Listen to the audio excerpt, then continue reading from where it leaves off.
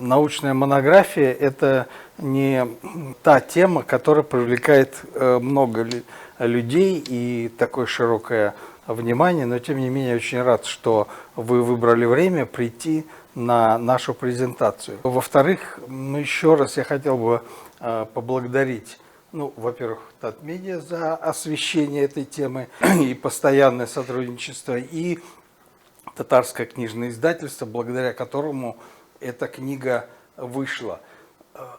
И в первую очередь редактора этой книги, Лейсан Завдатовной Аминуллиной, во многом благодаря редактору получаются книги. Как это ни странно звучит, каждый автор думает, что он пишет, создает книгу, но на самом деле огромная роль при этом принадлежит редактору, который вычитывает все огрехи, замечает, что автор где ошибся, где неправильно что-то сказал, где есть повторы, подбирает иллюстрации, работает с художником. В общем, вся черновая работа в издательстве лежит на редакторе. И залог успеха книги, и я очень рад, что у меня был такой редактор, с которым мы сотрудничаем. И здесь уже было сказано, что эта книга планировалась вообще как большой толстый однотомник. Но издательство, в общем, настаивало, что лучше разделить. И раз такая тема, то надо попробовать все-таки сначала один том, потом второй издать. Поэтому вот получилось так, что вторая часть выйдет, она уже готова, фактически сейчас уже последние штрихи в издательстве решаются, и она будет посвящена военному делу Золотой Орды и Казанскому ханству и татарских государств. Но есть еще один момент, есть еще одна книга, которая у нас в планах. Она посвящена, небольшая иллюстрированная книга большого объема, посвященная Волжской Булгарии. Такая новая серия, которая открывает издательство. Так что у нас большие планы, и я думаю, что мы еще не раз будем с вами встречаться. Что касается, собственно, темы военного дела, была написана недавно, но когда меня спрашивают, сколько вы писали эту книгу, я говорю, что последние полгода, но при этом всю свою научную карьеру. И действительно, она выросла из кандидатской диссертации, причем получилось так, что она выросла, и когда была готова вся работа, то один из моих оппонентов, Миркасым Усманов, он говорит, мол, такая тема поднята, что давайте на ученом совете сразу докторскую присвоим, что два раза вставать. Но как-то ученый совет не решился. Это в 96-м году. Но перед этим были и серьезные сложности при подготовке, вообще обретении этой темы. Дело в том, что, как и всякие юноши, я тоже читал разную романтическую литературу, в том числе и Вальтера Скотта, Дюма, и, соответственно, заинтересовался, заболел вот этой самой военной темой. Но при этом, на удивление, оказалось, что литературы по военному делу разных народов вообще очень мало, а уж по истории татарского военного дела вообще нет. И я подумал, что надо же как-то эту тему развивать, изучать. Но когда учился в университете, то профессор Халиков там мне как-то не очень ее как-то хотел давать. Представлял, что есть большие сложности, в том числе политического плана. И это потом все-таки я его уговорил, стал работать с Анатолием Николаевичем Кирпичниковым, который является мэтром изучения военного дела, можно сказать, человек такого мирового уровня оружиевед, который, собственно, создал все отечественное научное оружиеведение. И его труды, систематическое изложение этой темы, они стали основой и для моих собственных трудов. Но когда эту тему утверждали на ученом совете ИЯЛИ, еще, это вообще страшно сказать, еще в 1984 году, то вдруг ученый совет, в общем, встал и раздались голоса, что вообще эту тему давать нельзя, что мы, татары, народ очень мирный, ну, там, земледельцы, ну, в лучшем случае купцы какие-то, торговцы.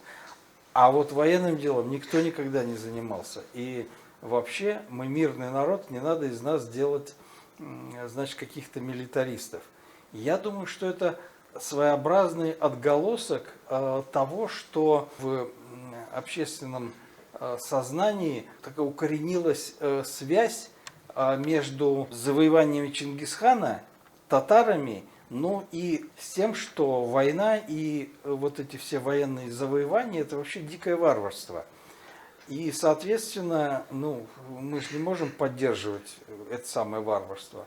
Ну, а с другой стороны, борьба Советского Союза за мир против милитаризма, это тоже вот наложило отпечаток на общественное сознание и восприятие темы военного дела. Хотя я еще раз подчеркиваю, что между изучением военного дела и милитаризмом нет никакой связи. Наоборот, изучение военного дела – это не значит потакание и движение в сторону милитаризма, а это как раз вполне возможно показывает, насколько вообще война специфическое дело, и оно не является такой реальной повседневностью. Но сейчас понятно, что совершенно другие у нас приоритеты, и эта тема, мне кажется, ну, опять возвращается, изучается и довольно актуальна. Когда мы говорим о военном деле, что общего и что особенного, то одним из таких открытий стало выявление такой удивительной связи между военным делом Волжской Булгарии и военным делом Северной Европы, и в том числе с викингами. У нас в коллекции Национального музея открылись два замечательных меча, которые с помощью Анатолия Николаевича Кирпичникова удалось расчистить, которые дали надпись «Ульфберт». Это указывает на среднегерманскую каролинскую мастерскую. Причем, вот если здесь вот можно видеть на рисунке, надпись ограждают так называемые костыльные кресты. А вот на этой надписи эта самая буква «Т» последняя вынесена за костыльный крест. Но долгое время считалось, что это какая-то ошибка. Ну, как бы мастер делал клейма, а потом вдруг, вот, оказывается, пропустил букву, и он ее вырезал, значит, за пределами вот этих самых костыльных крестов. Костыльные кресты ограждают, ну, то есть саму надпись, вот видно кресты, да, сверху. Да, да. Эти кресты?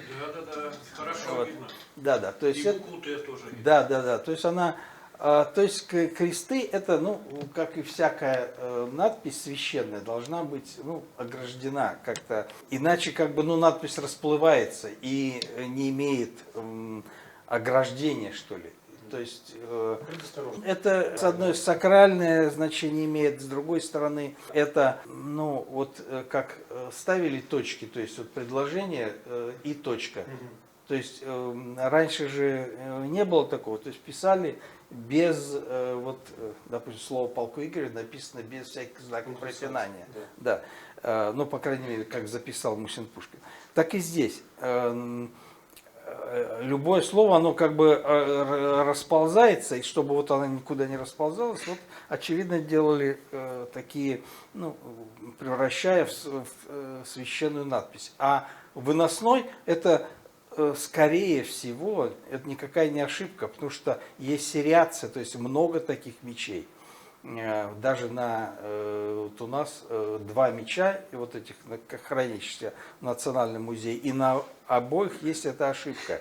Но это не ошибка, это свидетельство того, что мастер Ульфберт имел потомков, которые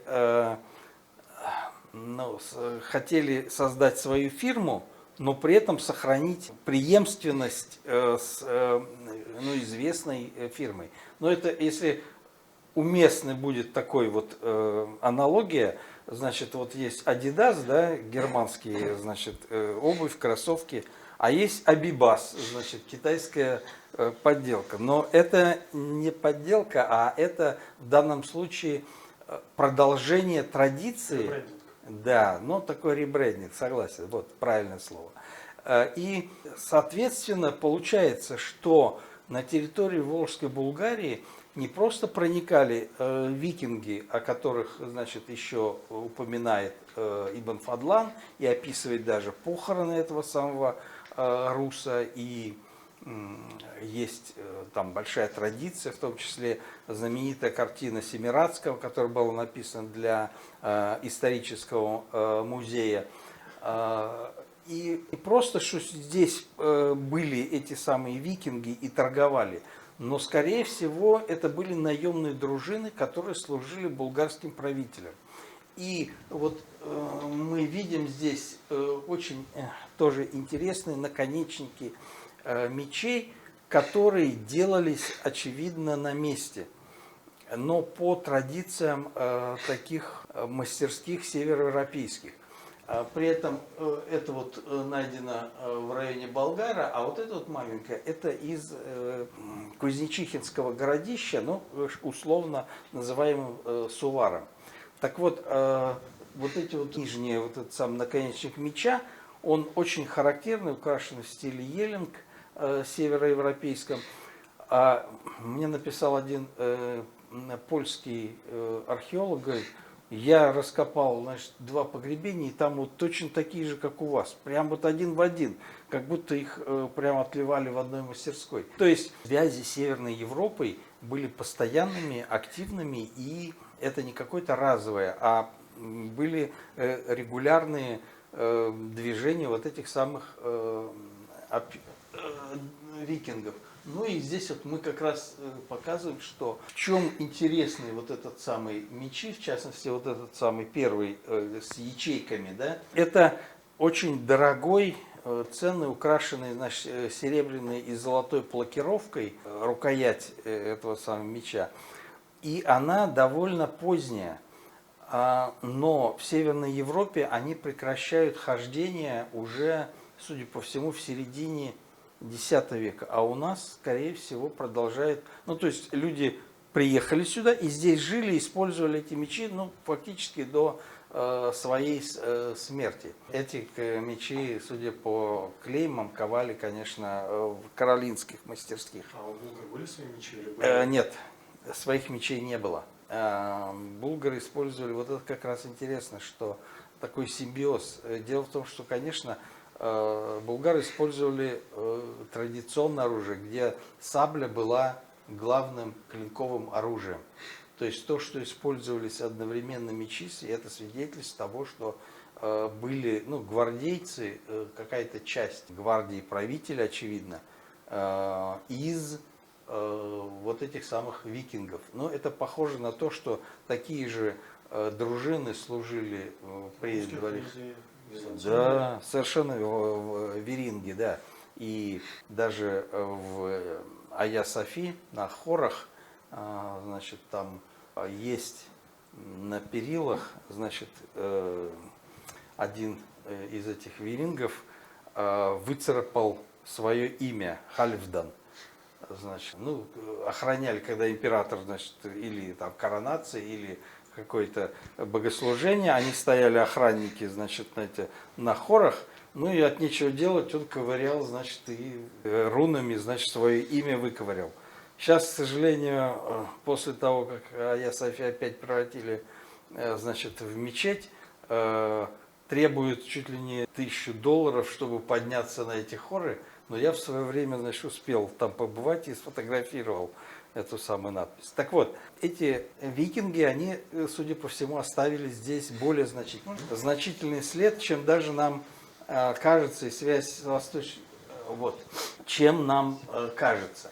Вот это топорик, который ныне хранится в историческом музее в Москве, но он, судя по, значит, описанию, он попал туда, был куплен на Нижегородской ярмарке, но купец, который его продавал, он сказал, что привез его из окрестностей Белярска. Ну, то есть, скорее всего, это, значит, находка из Белярска. Что здесь поразительного? Ну, во-первых, вот это вот перевернутый знак, вот это на щековицах топора, такой буква А, но на самом деле это перевернутая буква А, и в рунах тюркских это знак, обозначающий, ну, звук, букву Б. Ну, понятно, что это, скорее всего, слово «булгар». И такие же клеймы встречаются и на монетах, например, Алмыша и его потомков, на керамике, ну и много где. То есть это знак правителей булгарских. То есть это очень дорогой топор, то же самое плакирован, стальной топор, плакированный золотом и серебром. И со знаком, собственно, алмушидов, то есть правителей Булгарии. Но дальше мы смотрим на самом лезвии, это никакой не булгарский сюжет. Вообще это, если мы посмотрим, ну, во-первых, североевропейский стиль тут ни с чем не спутаешь. И более того, вот этот самый дракон, который тоже подражает как бы букве, вот этот сам перевернутый, да, это передает легенду о северогерманского эпоса о Сигурде, который убивает дракона. Ну, там видно, вот дракон пронзает меч. Тут, в общем, настоящий такой сюжет, иллюстрация. Ну и здесь две птицы. Это тоже такой благопожелательный, но более распространенный символ, но часто встречающийся в разных культурах, в том числе и есть и в мусульманских странах и так далее. То есть получается, что этот топорик, скорее всего, сделан на территории Волжской Булгарии и является таким симбиозом культур, значит, Северной Европы и, значит, булгарских правителей. Вооружение Волжской Булгарии было довольно стратифицировано в социальном плане. То есть ведущую роль, конечно, играло вооружение тяжеловооруженного всадника-воина. Они составляли довольно малую часть всего войска, ну, скорее всего, не более 10%. Но при этом именно вот эта самая тяжеловооруженная конница была основой войска. Ну, а остальные были вооружены в основном, конечно, луками. В частности, вот есть и такие вот булавы и кистени, которые были предназначены для пролома брони. Следовательно, они воевали с противниками, которые были вооружены, ну, полным доспехом, в том числе пластинчатым. Ну и здесь мы видим, собственно, вот реконструкцию вот этих самых воинов. Причем это рисунок, прорисовка с серебряного блюда, которое найдено в приполярном Урале, но выцарапанная такая надпись на каком-то то ли византийском, то ли каком-то сельджукском блюде. То есть изображает, скорее всего, конечно, булгарского воина. Ну и у нас есть... Нет, как раз нет. Это из шиловских курганов, это, ну, как ранее булгарские, это как раз вот, собственно, рисунок булгарских воинов. Ну и вот здесь вот мы видим стремя и удила, украшенные тоже золотой фольгой, обернутой вокруг стального стержня. Это самый конец 12-го, начало 13 века. То есть это очень дорогой. Вот это самый, когда говорится, что Игорь вложил ногу в златстремень, так вот этот самый золотое стремя, это вот такой вид оно и имело.